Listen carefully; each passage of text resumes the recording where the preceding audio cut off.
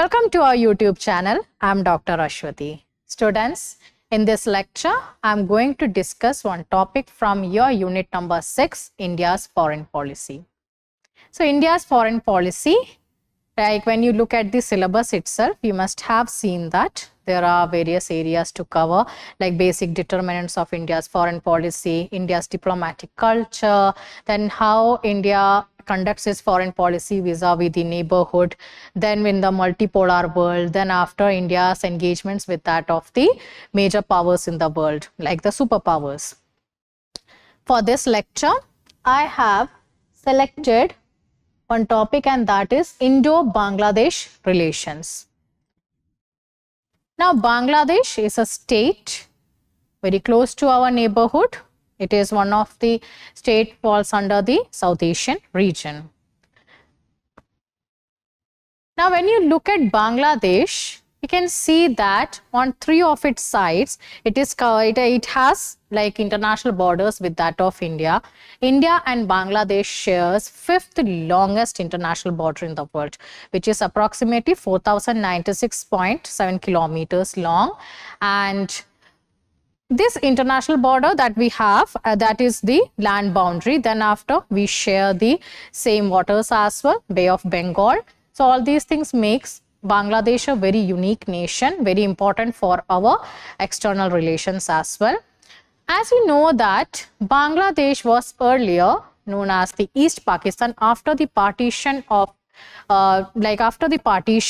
Pakistan had 2 wings, Western Pakistan and Eastern Pakistan. But in 1971, there was a civil war in the country, and it led to the liberation war also. And in 1971, Bangladesh was liberated with the help of India.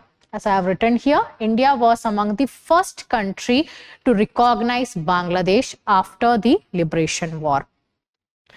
Both India and Bangladesh celebrated 50 years of its bilateral relationship, the establishment of its bilateral relationship. Like it completed 50 years in 2021.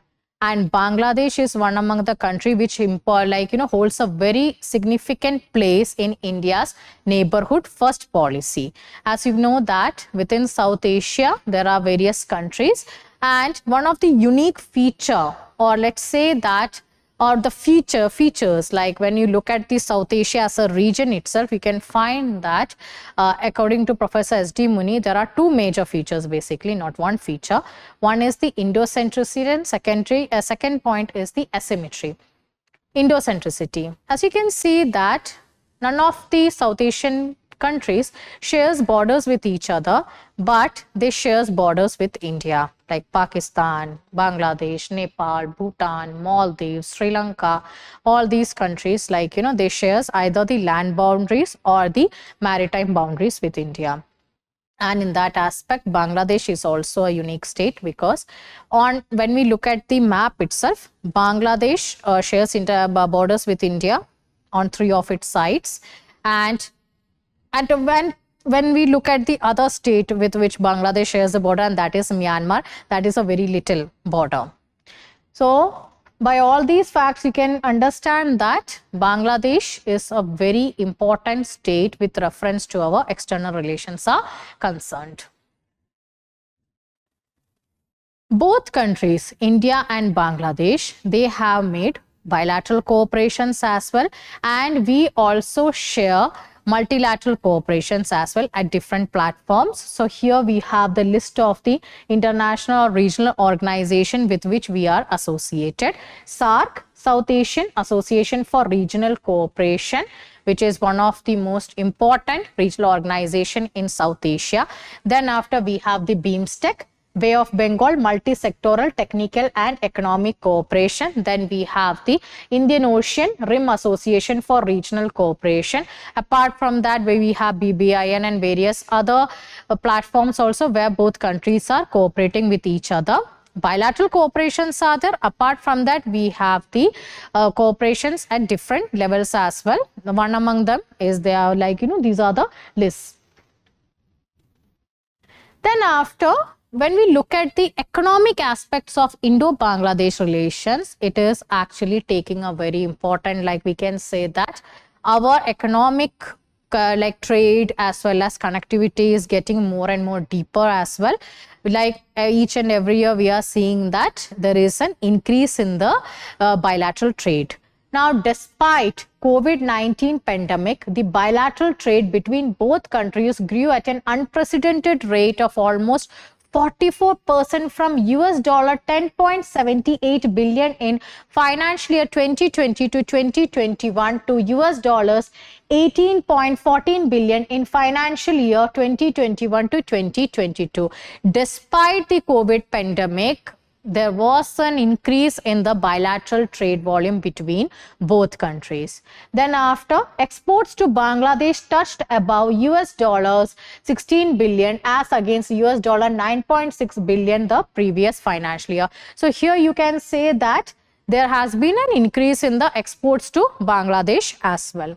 Then after, the total Indo-Bangladesh trade stood at US dollars 15.93 billion in financial year 2022 to 2023 as well. So it means that both countries are actually cooperating at a very positive note. So we can see that, that when we think about from the perspective of neoliberal approach also, that both countries are having utility maximization as well. Moving ahead,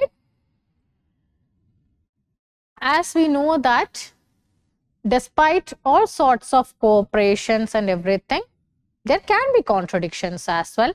But yes, both India and Bangladesh always exhibited maturity in solving their bilateral tensions. And here we have the list of 3 major treaties which were signed between both the countries and which is considered to be one of the most landmarks in the history of the bilateral relations. So here we have the first Indo-Bangladesh Treaty of Friendship, Cooperation and Peace, which was signed in 1972. This was immediately after the Liberation War, and as you know that this was signed between the Mujibur Rahman and who is known as the Banga Bandhu, and between Sheikh Mujibur Rahman and India's Prime Minister Indira Gandhi. Then we have the second treaty, and that is the Ganges Water Sharing Treaty. This was signed in 1996, and this was with reference to the sharing of the Ganges River. As you know that both countries, when you look at the map, when you look at the riverine map itself, you find that there are so many rivers which are crisscrossing the borders of both countries. So water is a very important component in the bilateral relations. Then we have the land boundary agreement. This was signed in 2015, and this led to the exchange of 111 enclaves. And this was like a pretty line right from 1974 onwards. There were various diplomatic talks were initiated between both the countries, but there were various hurdles and many problems were there. But finally in 2015, the land boundary agreement was signed successfully, and which led to the exchange of the adverse possessions, like 111 enclaves were exchanged. And this is a very important point with reference to the UGC-NET examination. Now I am going to discuss about the railway connectivity between both states. Before partition also, the robust rail networks were there, but yes, after the partition, like it was East Pakistan, and in the initial years, obviously, India's relations with that of Pakistan was not on a good note, given various other issues were there. So it led to the severing of the railway links, and which was actually considered to be very important one for the economy of the Northeast India as well.